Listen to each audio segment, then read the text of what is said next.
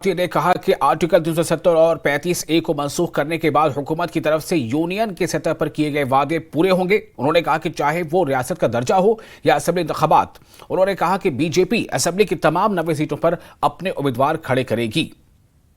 निश्चित रूप से आदरणीय गृह मंत्री जी ने अपने उस पुराने वादे को फिर दोहराया है जो उन्होंने जब 370 को यहां से हटाया गया था, जब फ्लोर ऑफ हाउस पर उन्होंने प्रॉमिस किया था कि वहां पर जो ही कुछ प्रोसेसेस पूरी हो जाएंगे तो अब वो प्रोसेस सारी पूरी हो जाएंगे। डिलिमिटेशन हुआ है, बाकी रिजर्वेशन का प्रोसेस जो होना था वो सारी चीजें हुई है। तो अब कोई ऐसी बात नहीं है कि नहीं हो सकता।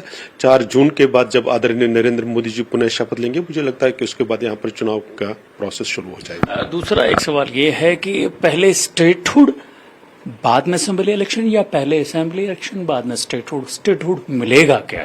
ये सवाल सबसे बड़ा है। नहीं, मुझे इसमें भी कोई डाउट नहीं लगता। और ये आदरणीय गृह मंत्री जी हो या भारतीय जनता पार्टी की जो शेष नेतृत्व है, उन्होंने क्लियर किया है कि पहले एक बार चुनाव हो जाएगा जो प्रेजेंट डिस्पेंसेशन में हो जाएगा, स्टेटहुड उसके बाद की बात है।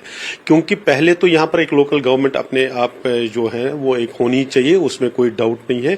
इसलिए स्टेटहुड होगा, बिल्कुल रेस्टोर होगा और टाइमली होगा, लेकिन वो इलेक्शन के बाद होगा, ऐसा मुझे विश्वास है। जहां तक असेंबली कॉन्स्टिट्यूंसीज के असेंबली इलेक्शन की बात है, तो आदरणीय गृह मंत्री जी जब अभी कश्मीर आए थे, उन्होंने क्लियरली कहा कि भारतीय जनता पार्टी असेंबली में इलेक्शन में 90 सीटों पर चुनाव लड़ेगी। हालांकि इसमें यह भी होता है कि पॉलिटिकली ऐसी सिचुएशन कई बार आ सकती है कि ये शायद इस पर ये हो, लेकिन अभी तक हमारा बिल्कुल निश्चित रूप से जिस प्रकार से गृह मंत्री जी ने, अमित शाह जी ने कहा कि 90 सीटों पर भारतीय जनता पार्टी के कैंडिडेट्स खड़े हों।